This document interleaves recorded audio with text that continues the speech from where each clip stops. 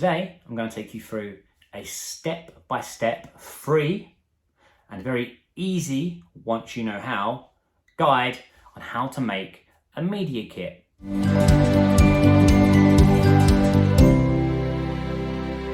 Welcome everybody to John Ski Writes. I'm your host, John Ski. I'm the debut author for my first book, Seth Bronx and the Coat Hanger Killer. Should be available for pre-order. If it is, the links will be in the description. If not, it'll be coming very soon. And its release date is February the 28th. Today I'm going to take you through an easy step-by-step guide on how to make a media kit. Now, the publisher will probably do something like this soon for me. But I decided to jump the curb, and it's something that self-publishers have to do. So if you are self-publishing and not traditional publishing, you will have to do this. If you're traditionally published, you don't have to, but I chose to do. Just to sort of jump the curb, just to jump a step ahead or two, because I didn't want to sit around and wait while I'm waiting for the publisher to do this. I could do it myself. So I've already been now on 2 radio stations, Chat and Spin Radio, which is a non-profit organisation. So if you want to make a donation, you can go on chatandspinradio.com or contact me on my social medias, comment on the video below or Instagram, Twitter, whatever, contact me and I'll show you how you can make a donation. They really appreciate it. They're very hard working. And I was also on Felix Stowe radio as well, which was a guy who interviewed me called Rob. Really, really nice. We had a really nice day chatting away. And yeah, I would recommend listening to that channel. Online, it's 107.5, I believe. And then the other one is Chat and Spin Radio. Both really, really good. So I sorted that out myself. I made a media kit. I contacted some other ones as well. I'm going to be doing some more bits and pieces, hopefully, before the book comes out myself. But then the publisher does do that for you to an extent. But I just thought this would be a way for me to start building that process, building a bit of hype, hopefully, about my book and seeing, what we can get done. So today we're going to jump onto Canva. So on the free one, then you just load up Canva, and once you've sorted yourself out an account, etc., it then actually saves your designs. If you go on there and make something and then you go off it and then a week or two later you go, oh, I want something else, you go back on there, it'll actually have all your designs saved. So if you want to make something that's similar to the last one, you can actually load that last one up and change the name, blah, blah, etc. And then you haven't got to go through the whole process again. Now, if you go over to the search bar, sort of on the top, on the right-hand side there, you'll see the search bar. If you write in there, media kit, and you'll see that you'll come up with a media kit here, and we'll have a load of templates on the side. Now, this is the size for the media kit, and that will basically be a blank one. If you want to start a blank one, you want to put your own text in, your own pictures, you want to bring your own files and data and stuff and all that, you can do all that. Now, we're going to do this as an author. I'm going to go through as an author, so I will be doing it as an author, but not as like an author media kit as for a particular book, so a book media kit. Again, you could change it to an author one by just changing and putting all your books on it, I suppose, and little bits and pieces about it. But I'm doing this as for an individual author for an individual book. Now, the good thing about media kits is, or press kits, however you call it, wherever you're from, you can actually mold these and change these. So if you're a singer, you could do the same thing with a singer. If you're an actor or an actress, you could do the same thing as well. You can customize media kits for pretty much everything. And every sort of walk of life in the entertainment business or the art world. So for me personally, I'm using this as an author, but if you're in another field, for instance, you could still use this as well. So we're just gonna, for today, pick a template and we're gonna customize it and edit it, and then we're gonna make up some random bits and pieces. And then I'm just gonna show you, I'm gonna put all the bits in it that I put in from my media kit. And then obviously I'm not gonna put my stuff in, I'm just gonna change it to some random made up story we're gonna use today. But so you've got a general idea, and then you can go through it yourselves when you're at home in your own time, and you can just play about with it, see what you can come up with. But there's lots of different options, so let's jump in and get started. So we've chosen our template, Art Attack style, here's one I made earlier. We've chosen our template, and now we're just gonna change and customize the bit. So we're gonna skip on to the next slide, which again, I made earlier. So that was the custom template before, and now this is the one we've got now. I've changed it, I've made up a few random bits and pieces. So that's the first page. The first page has to be, if you're doing this for a book, to promote a book, has to be the front cover of the book. Pop your name on there, pop that it's a press kit on there, just in case someone doesn't know they're getting it, and you're contacting people like, oh hi, I'd like to send you this, and maybe you can write something in a magazine about me, have me on the radio, interview me on a podcast. Like, so you need to let them know what it is in case you've not spoken to them previously. This is the first conversation you're having with them. Put on mine, it's got the title down the side. I think I put at the top Press Kit and the bottom John Ski, and then down the side was the name of the title of the book. You could do it differently. You could put the title of the book at the bottom and just put at the top John Ski Press Kit or Press Kit John Ski. You haven't got to do it how I did it. Again, it's just an idea. There's so many different variations and things you could do with this. You can have them diagonally across the top of the book if you want, and diagonally across the bottom, just make the picture in the middle smaller. Whatever you want to do, you can do. It is your book. This is just giving you a rough idea of all the different things you can do for free, and it's very easy to use on Canva. The second page then has to be about the book. Now, some people I have seen have written a synopsis on there. Some people have taken extracts and bits and text from the book, so you can do any of them things. Again, personally, I decided to put the back cover of the book there because that is what people read when they go into a shop. That gives them an idea if they want to buy the book.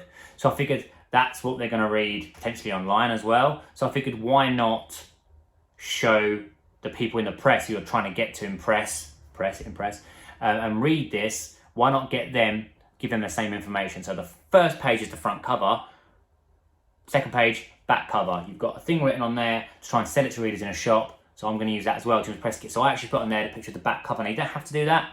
That was just me. So at the bottom of the page, just put on, I just put on there genre and age category. You can also put trigger warnings on there. So if there's anything in your book that may trigger an emotional response from some people reading it, maybe just write that on there. Trigger warnings, whatever it may be. That's a sensitive subject. And then that is the second page for me. So again, there's just a template there of what I've already made. And it is just basically the selling point of the book. You want to get people across what is the reason to buy this book. Look at that. Not only is a back cover, but it gives you the thing as well. But again, you can use a blurb, you can use an extract from the book, you can use witty one-liners that are in the book, you can use a synopsis, whatever you want to do, whatever you want to put on there. That's just what I chose for mine. The next book then is what viewers are saying. So what readers are saying, sorry. So what are other people who have read your book saying? Because theoretically you'd have sent this out to ARC readers, and so you want to have on there what they're saying. So I've got 3 on mine. I've got sort of like a crossfade. I've got 1 on the right, 2 on the left, 3 on the right. I think it's like that. And it's just what they've said, just little statements and stuff, and then like a tag to their Twitter or their Instagram or their Facebook page, so you can actually see that they are real people and it's not made up, because they're not other authors or readers, so they've not actually got pictures up of their author headshot or whatever. I didn't want to put photos on there without their permission and stuff. So that is just that. Reviews, because you want people to think the book is good. You're selling the front cover. Boom, this is my book. Bam, this is what it's about. You want to follow that up with, and if you're unsure about it, these people have read it and they freaking loved it. All right, freaking loved it. The next book then is the book information. So this is all a bit like about the book that they need to know as a selling point, but more as an information point as well. So things like the page count, the ISBN number, the genre, the age category, obviously the name of the book, if it's part of a series or there's a subtitle, put that on there as well. I'm going to put up the information that I put up for my book and obviously just change it. So again, here's one I made earlier. And that's then got all the information on it as you can see, that I put on my book. So it gives you a broad range of things. The price as well obviously is on there, and obviously where you can buy the book, release date, etc. So yeah, it's all on there. So it gives them information then that, if you're interested in this book, it's this, you can get it here, this is the price. If you want to search it, you can search it. You don't need any more information than that. You've already got what the book looks like. You've got the selling point, which is on the back. That was my chair squeaking then if you heard that. And then you've got where you can find it, how much it is, when it's available, if the press kit's going out, assumably before the book comes out, but sometimes you can do obviously post promotion as well. So then the next one then, I can't remember which one I did on these actually for me, but the next one, there's 2 more in mine. I've got 6 pages. You don't have to have all these pages.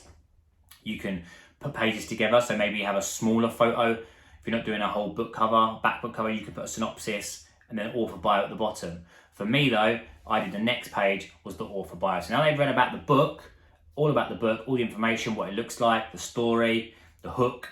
Now is the author bio page. So put a headshot of me up, and I put an author bio, a little bit about me. Don't go into too much detail, like when I was 6, I joined this junior school, and then I did my GCSEs at this school. I got a cut knee on Scouts. Like, you don't want all that. You just want a little basic bit, your name, you know, 1 or 2 things you like to do, how you come up with a book idea, something like that. If you've got a series of books and this is an author one rather than a book one, then you could put down on there that you're this best-selling author, or you're the author of this series and this is the next one in the chain, or whatever. And then on the bit where you're selling the book, you could put a bigger bit at the top where you've got the new book that's coming out and then the rest of the books in a series, or the books you've done previously, like little thumbnails of all of the book covers. So there's an idea for a author one. If you're doing one that's selling, promoting just the new book coming out, or general books. But if this is an individual one for a book one, just make that page your author bio. But again, you can shorten it down